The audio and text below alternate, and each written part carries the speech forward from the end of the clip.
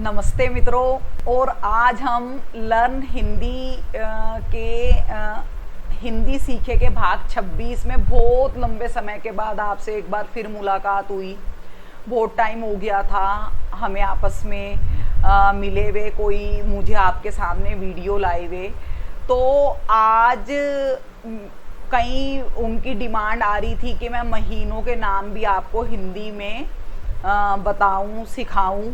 तो कईयों की मैंने रिक्वायरमेंट पे आपके सामने ये मैं आज भाग 26 में हिंदी सीखे के हिंदी में महीनों के नाम हम पढ़े सीखेंगे, लिखने की कोशिश करेंगे और याद भी करेंगे। तो चलो शुरुआत करते हैं हिंदी में महीनों के नाम की। अगर मैं जैसे कि आपको बताना चाहूँ मित्रों, सबसे पहले कि जो हिंदी है, महीने यानी मंथ्स नेम हो गया।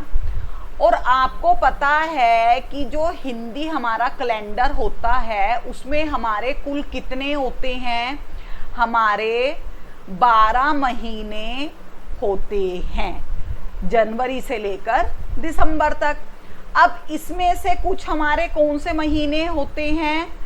30 दिन वाले होते हैं जैसे, और कुछ महीने हमारे होते हैं 31 दिन वाले। जैसे आपको पता है जब हम छोटे थे तो हमें स्कूल्स के अंदर हमारी अध्यापिका जो होती थी वो ऐसे गिनना बताती थी ना हाथ के ऊपर, कि जो ऊपर हड्डी है ये इसके ऊपर अगर आ रहा है तो 31 दिन वाला महीना, और जो ये अंदर की तरफ आ रहा है ये 30 दिन वाला महीना होता था। लेकिन 12 महीनों में से सिर्फ एक फरवरी का महीना ऐसा होता है जिसमें 28 दिन होते हैं या 29 दिन। 29 दिन आपको पता है जो हम लीप ईयर कहते हैं, लीप वर्ष, तो उसमें हमारे माने जाते हैं 29 दिन।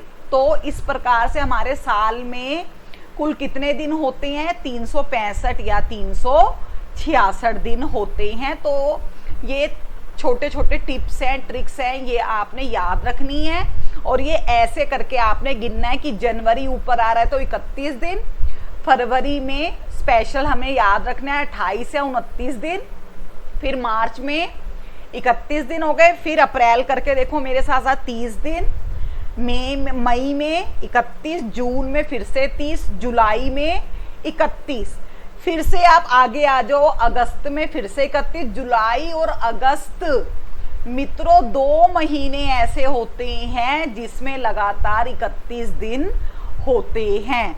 फिर सितंबर में 30 दिन आ गए, अक्टूबर में 31, नवंबर में 30 दिन और दिसंबर में फिर से 31 दिन। तो आपने ये याद रखना है। अब जल्दी से हम देखते हैं कि इनकी कैसी होती है, महीनों के नाम कैसे होते हैं। ये आपने लिखने की भी प्रैक्टिस करनी है। आप आवाज सुनिए, साउंड सुनिए और फिर लिखकर देखने की कोशिश करिए ये कैसे लिखते हैं। पहले ये जो हिंदी नाम आपको दिखाई दे रहे हैं, दूसरा कॉलम, ये अभी हम देखेंगे बाद में। पहले हम ये देखते हैं जल्दी से कौन कौन से नाम हैं। जनवरी, फरवरी, मार्च, अप्रैल, मई, और फिर हमारा हो गया छठा महीना जून, जुलाई, अगस्त, 8वां महीना 9वां सितंबर, 10वां अक्टूबर, 11 नवंबर और 12 दिसंबर। थोड़ा मित्रों मैं आपको यहाँ पे बताना चाहूंगी, जो ये सितंबर मैंने लिखा है ना और नवंबर, आप ये डॉट की जगह आप आधा माह भी लिख सकते हैं, जैसे मैं आपको बताऊं, और वो आपका सही होगा। आप दोनों में से जिस मर्जी तरह से लिख सकते हैं। ऐसे सी तम, अब ये आधा अक्षर लगेगा जो मैंने आपको समझाया था, सी तम बर, तो हम ये इसको ऐसे भी लिख सकते हैं। और जैसे ये है नवंबर, तो इसको मैं कैसे लिखना चाहूंगी? अगर ऐसे आपको नहीं लिखना, आप अगर डॉट में कंफ्यूज होए अनुनासिक में, तो ये आप आधा म लगा के ऐसे भी लिख सकते हैं नवंबर।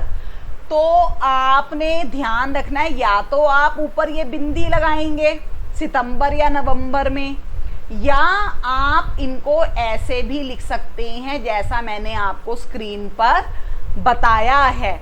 अब जैसे ये दिसंबर भी आपको दिखाई दे रहा है, अब इसमें मैंने आधा माह लगाया, तो अब मैं इसको अगर बिंदु लगाकर लिखना चाहूं तो मैं कैसे लिखूंगी? पहले हम ऐसा करते हैं, हम इनको हटा देते हैं अक्टूबर और नवंबर को। अब हम दिसंबर को देखते हैं कैसे लिखना है। हमने ये लिखा दी और यहां पे लग जाएगी बिंदु, और ये बा और रा, तो ये क्या बन गया? दिसंबर। तो या तो आप वैसे लिखें जैसे आपको मैंने लिखा है आधा माह लगा के, या ऊपर डॉट लगा के, आप दोनों तरीके से लिख सकते हैं और वो आपका सही होगा।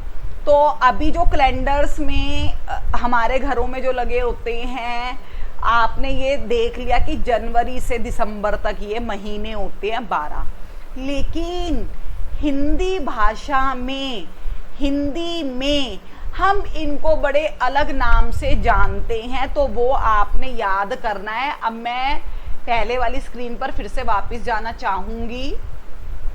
ये जैसे थी हिंदी नाम, तो अब आपके दिमाग में प्रश्न उठ रहा होगा कि भाई यहाँ इसने एक नंबर ना डाल के ये चौथे नंबर से क्यों शुरुआत करी है?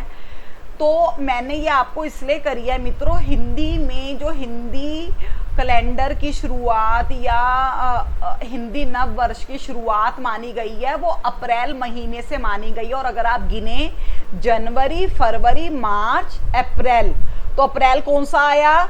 चौथा महीना। तो यहाँ पे नाम हिंदी कैलेंडर में आपको चौथे महीने से शुरू होती हैं, इसलिए मैंने आपको डाला है। और आप अगर ऐसे करके याद करें तो आपको आसानी रहेगी, आप अप्रैल महीने से ही नाम याद करें। अप्रैल को हम कहते हैं चैत्र, फिर हमने मई को बोला वैशाख, और जून का महीना होता है ज्येष्ठ, सबसे बड़ा। हम कहते हैं ना जून में सबसे लंबे दिन होते हैं और बहुत गर्मी होती है, ज्येष्ठ का महीना। फिर 7वां जुलाई के महीने को हम कहते हैं आषाढ़, अगस्त को हम कहते हैं श्रावण। तो अब ये आ गया चैत्र, वैशाख, ज्येष्ठ, आषाढ़, सावन। ऐसे बार बार करके आप एक ये गीत सा बना लीजिए ताकि आपको याद रहे।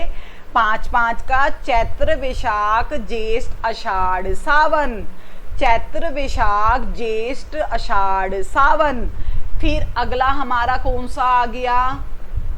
अब आप देखेंगे तो सितंबर के महीने को हम कहते हैं भाद्रपद, अक्टूबर को कहते हैं आश्विन, और नवंबर को कहते हैं कार्तिक। आपको पता है ना, दिवाली से याद रखना, दिवाली कार्तिक मास की अमावस्या को मनाई जाती है। तो नवंबर का महीना हो गया कार्तिक, फिर दिसंबर का हो गया अगहन, और जनवरी को हम कहेंगे पौष, फरवरी को कहेंगे माघ, और मार्च जिसमें होली आती है वो फागुन का महीना होता है। आपने लिखा है ना, जब हम निबंध लिखते हैं होली के ऊपर तो क्या लिखते हैं कि होली जो है वो फागुन मास की, फागुन महीने की पूर्णिमा को आती है।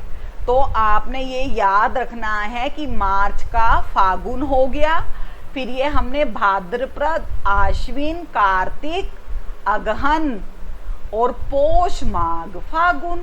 ऐसे करके आप याद करिए। जब आपने पहले 5 याद करने हैं, फिर 4 और फिर 3। तो आपको ऐसे एक आप लॉजिक बिठाएंगे तो आपको ये जल्दी से हो जाएगा याद। ठीक है, तो ये जल्दी से याद करिए महीनों के नाम हिंदी में। ये बहुत काम आते हैं। आपको मेरी ये वीडियो कैसी लगी मुझे ज़रूर कमेंट बॉक्स में लिखकर बताएं।